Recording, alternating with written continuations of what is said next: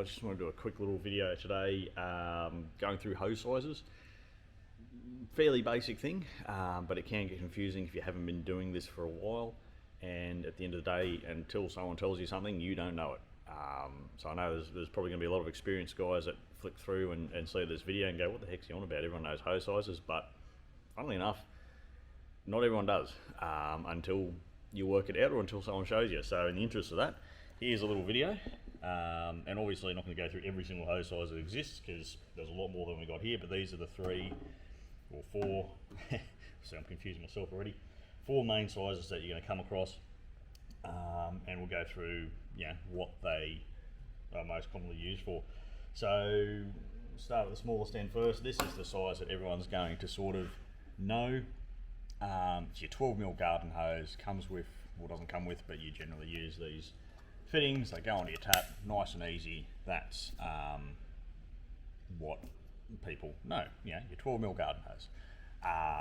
When you're getting sort of a decent pressure washer, something above 15 litres a minute or even 15 litres a minute, you might want to minimise any flow loss you come out of a tap, and so that's when you'll hear people talking about a really good idea is to upgrade your hose sizes and go to 3/4 or 18mm or 19mm.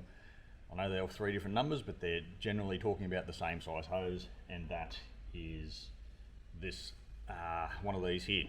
So they're a fair bit larger than your 12mm or 1/2 inch common garden taps, but they do still come, generally speaking, with the ability to use the same fittings, but in a larger sizing, of course. So see the size difference there. They're real easy to tell apart when they're next to each other, but until you've done it a few times and you just look at them, you might not know. Yeah, they come in a million different colours and varieties, but that's that size. And same with the 12mm, they will come in a million different colours and varieties because they're just 2 very common sizes. So that's probably the major one where people get confused. Just tell them the difference between 12mm and 18mm or 3/4 and 1/2 inch. But seeing them side by side hopefully helps. Then we've got some odd sizes which you may come across or may help you in your plumbing if you're DIYing a system or something like that. So first and foremost, your 1 inch. I'm a big fan of running 1 inch if you can, from pumps to reels, from buffer tanks to pressure cleaners, just because there are a couple of places you really don't want unnecessary restrictions. So if you can oversize the hose, and you're never going to have too much flow, right? There's no pressure cleaner that is like, oh no, if you've got too much water coming to me, I'm going to muck up. Like, there's no pressure cleaner that can have too much water coming to it. There's no Softwash pump that can have too little restriction coming out of it. So if you've got the space, if you can run 1 inch hose, you can't even run bigger. So on my pressure cleaning trailer, I think we've got 1.5 inch running from the buffer tank to our machines. It's just the costs go up and the plumbing gets a little bit trickier and all the fittings get dearer. But yeah, that's another common one, especially if you're DIYing things.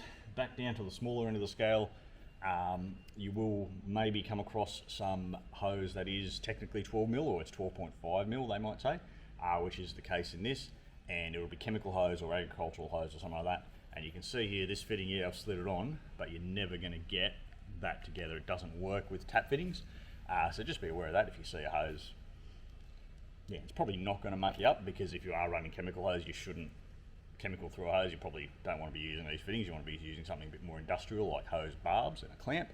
But just in case you do, be aware that not all chemical hose will fit tap fittings.